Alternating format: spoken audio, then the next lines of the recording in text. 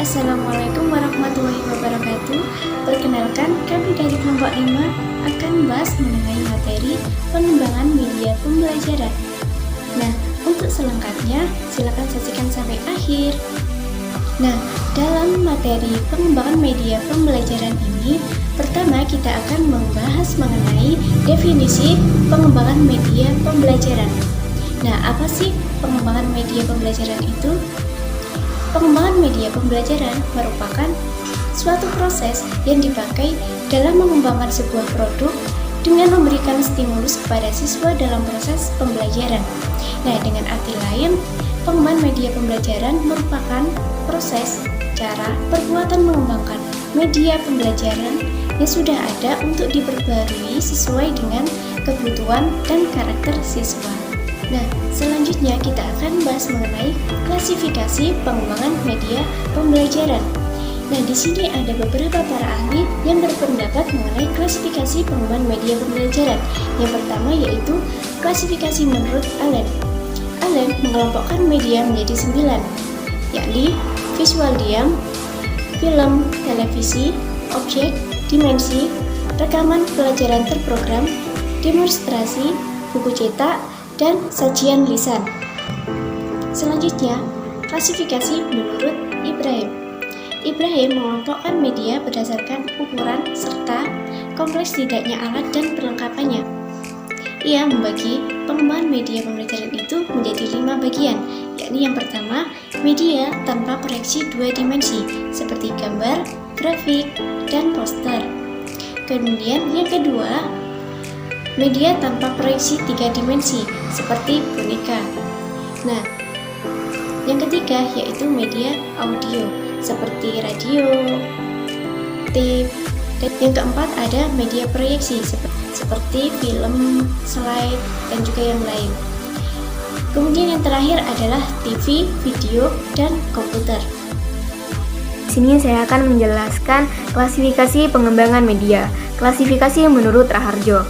Menurut Raharjo, media pembelajaran ada yang hanya dapat dimanfaatkan bila ada alat untuk menampilkannya. Ada pula yang tergantung hadirnya guru atau pembimbing. Media yang tidak tergantung hadirnya seorang instruksi atau guru disebut dengan media instruksional dan bersifat self-contained. Artinya informasi belajar, contohnya tugas dan latihan dan umpan balik telah diprogramkan secara terintegrasi. Yang kedua, klasifikasi menurut Wina Sanjaya. Klasifikasi menurut Wina Sanjaya klasifikasinya dapat dilihat dari sifatnya.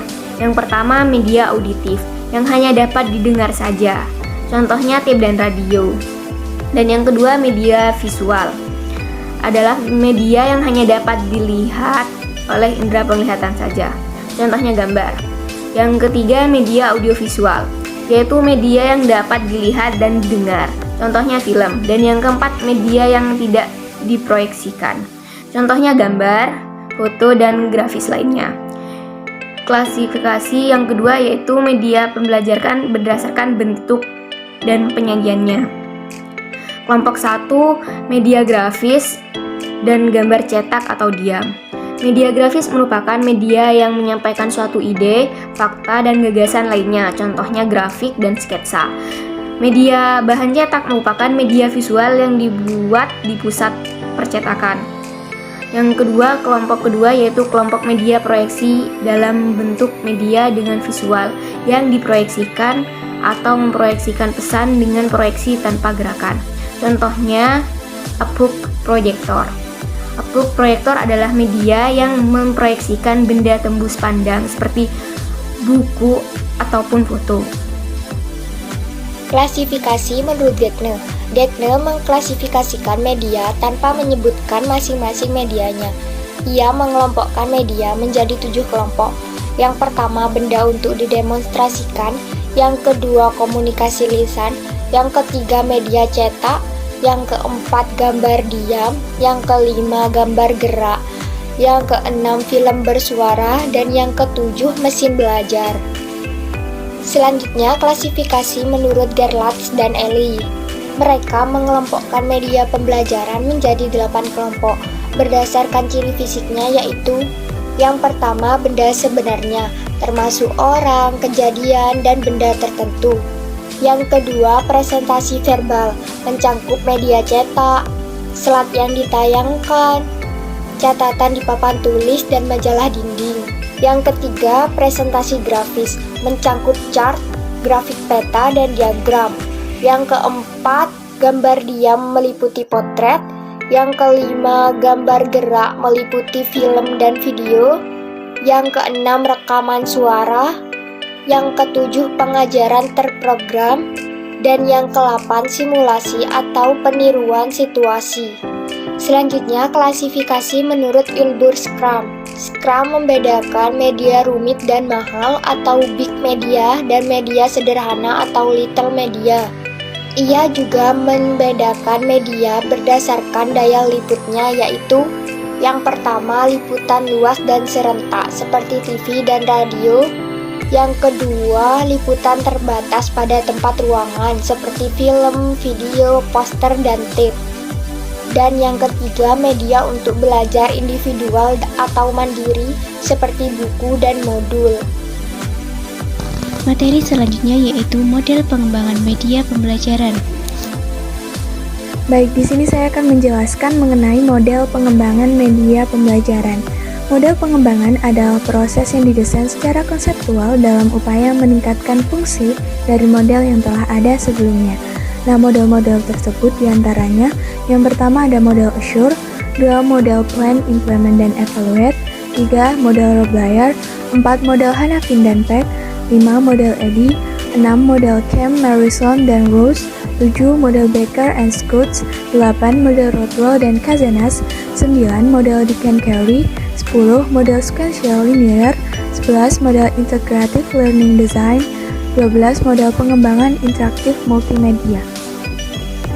Baik, tadi sudah disebutkan 12 model pengembangan media pembelajaran, namun di sini kami akan membahas 3 model pengembangan media pembelajaran saja.